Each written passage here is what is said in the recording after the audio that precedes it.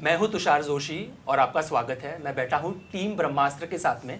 ये एक बहुत ही एक्साइटिंग टाइम है मेरे लिए क्योंकि मुझे फ़िल्म बेहद पसंद आई।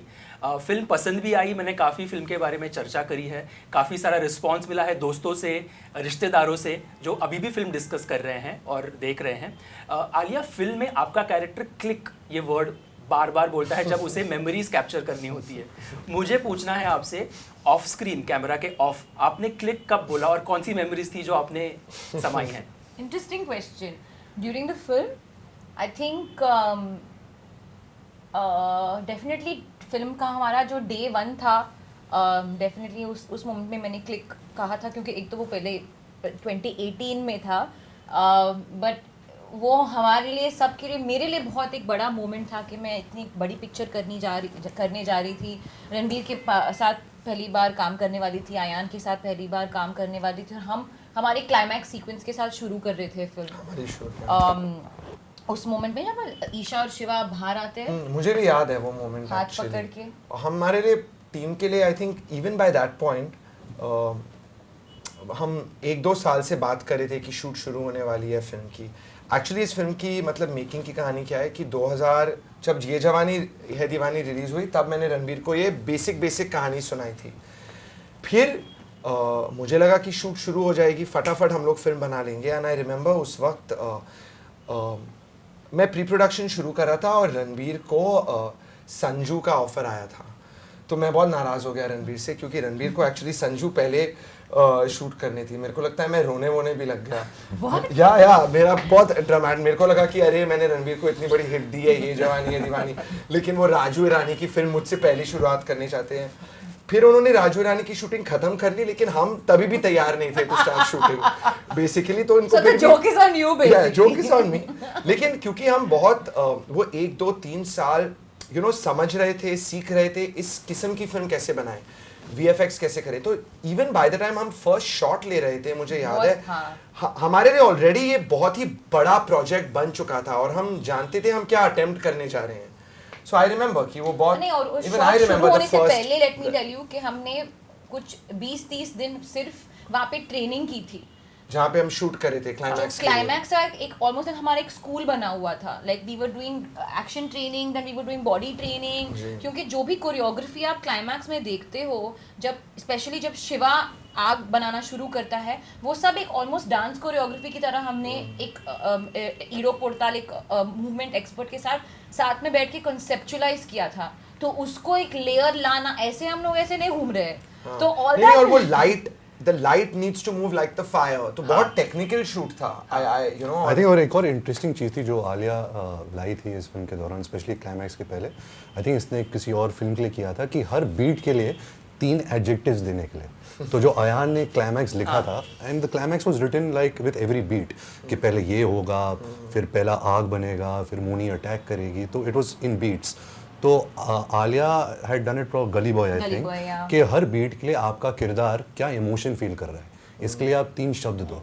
तो हमने पूरा क्लाइमैक्स इस पे काम किया, तो हमारे दिमाग में बहुत क्लियर हो गया था कि अच्छा इस वक्त शिवा और ईशा ये महसूस कर रहे हैं, इस वक्त शिवा ईशा ये महसूस कर रहे हैं। So I think that was a very interesting thing to do for an action climax, जहाँ एक अलग किस्म का एक कहानी चल रही है, एक ग्राफ चल रहा है। और क्या ये बोलना गलत होगा कि अभी फैंस आपसे और एक्सपेक्टेशंस करेंगे कि आप दोनों साथ में फिल्म करेंगे, रोम कॉम करेंगे, कॉमेडी करेंगे? मुझे याद है जब मैं आपसे लास्ट टाइम मिला था, आपने बोला था कि मुझे कोई कॉमेडी ऑफर नहीं करता, मुझे करना पसंद आएगा। क्या आप देखते हैं? आलिया और मेरी रियल लाइफ रोम कॉम है, तो फिल्म करने की जरूरत नहीं है। या but there some rumour that we are doing a rom com together. नहीं, हाँ, आई थिंक अभी हम पार्ट 2 ही करेंगे। I don't think we will do another film in the middle of that together. Who knows? You never say never, कुछ अगर interesting आया तो, बट आई थिंक आयान भी इतने प्रोटेक्टिव है। नहीं, Ayan is so protective of Ranveer and me, I don't think it's gonna happen. उसको पसंद है अगर हम एक ऐड भी साथ करते हैं। नहीं, that is okay with, but हम exactly, I think like he said, हमारी लाइफ ही रोम कॉम है। आयान, मुझे पूछना है कि फिल्म का जो मैसेज है वो बहुत ही उम्दा मैसेज है कि हमारे अंदर जो पॉजिटिविटी है उसकी तरफ देखो। हम एक ज़माने में अभी रह रहे हैं जहाँ पे डार्कनेस भी है काफ़ी सारी जगहों में, हमारी डेली लाइफ में है। जब फिल्म के पब्लिसिटी के दौरान ये सारी बातें चल रही थी, तो आपने मेंटली अपने आप को कैसे स्ट्रांग बनाया कि मुझे उन बॉयकॉट कॉल्स या कैंसिल कॉल्स की तरफ नहीं देखना है? Very honestly Tushar, we did it by focusing on the positivity. हमने वो पॉजिटिविटी में ही अपना पूरा ध्यान रखा और इवन नाउ आई फील कि the only way to combat, if you want to combat anything, is by not combating it only, by just focusing on your own work, your own positivity and just following that. एक चीज़ थी कि film बनने के पहले जो कुछ भी हम लोग सुन रहे थे गुड एंड बैड बनने के दौरान रिलीज के पहले ये फिल्म को डिलीवर करना एक्चुअली फाइनल प्रोडक्ट सारे विजुअल इफेक्ट्स के साथ सारी म्यूजिक साउंड के साथ बहुत ही चैलेंजिंग वक्त था हमारे लिए. तो हमारा फोकस 100% ये था कि हम इस फिल्म को एकदम परफेक्टली कैसे बनाएं. आप अगर देखो तो हमने रिलीज के पहले हमारे पास वक्त नहीं था कुछ इंटरव्यूज करने के लिए, हम आपसे भी नहीं मिले थे.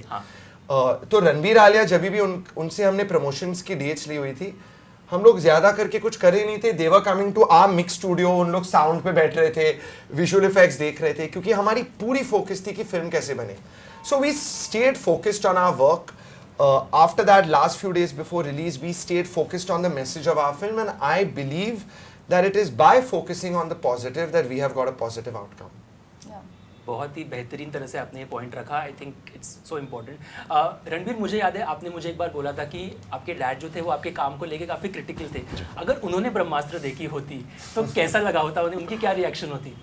बोलना बहुत मुश्किल है क्योंकि he is also very critical about Ayaan's work also. Definitely पहले तो कुछ फर्स्ट 5 नेगेटिव पॉइंट्स मिलने को सुनते 100%. But my father has always been a box office guy. Yes. जब वो बॉक्स ऑफिस नंबर्स देखते हैं तो उनको भी पता है देन ही वो अपनी गलती अपनाते हैं कि अच्छा मैंने कुछ गलत कहा, क्योंकि अगर फिल्म बॉक्स ऑफिस पे अच्छा कर रही है, क्योंकि बॉक्स ऑफिस के ऊपर कुछ नहीं है, ऑडियंस इज किंग, ऑडियंस का जो फैसला है वो सर आंखों पर. तो I think by seeing the collections of this week he would have been very happy. लेकिन वो फिर भी बोलते अभी सेकंड वीकेंड देखते कैसा जाता है. I think that would have been his reaction. That is true Rishi ji, in his sense that's how he works. Finally मुझे ये सवाल करना है आलिया आपसे, क्योंकि आपके फैंस ने बहुत सारे मैसेजेस भेजे मुझे आपसे बात करने के लिए और आपसे पूछने के लिए. वो मुझसे भी बात करते हैं. अच्छा एनीवे. हाँ, बट आपने जो मीम्स देखे हैं और आपने हर एक इंटरव्यू में बोला है कि आपने काफ़ी एंजॉय करा है जो ब्रह्मास्त्र के स्पेशली मीम्स है, जो वीडियोस वायरल हो रहे हैं, और जितनी फिल्म सफल है उतनी ही मीम्स ज़्यादा हैं. आज के ज़माने में वो भी एक पैतरा बन गया. तो आपका रिएक्शन क्या है इन मीम्स पे?